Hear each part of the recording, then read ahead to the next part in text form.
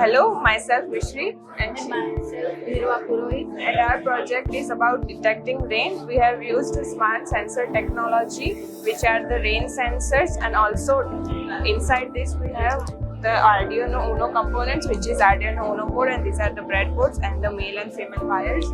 Now we'll show the working, how it is used.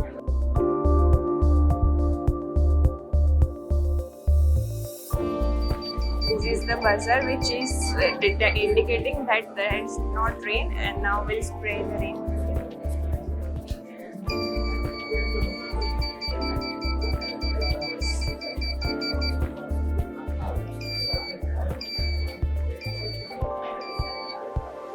So red light shows that the rain is coming, so the clothes which are outside, we has taken the inside of the rain, and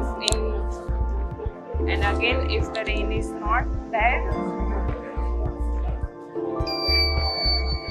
then it comes outside.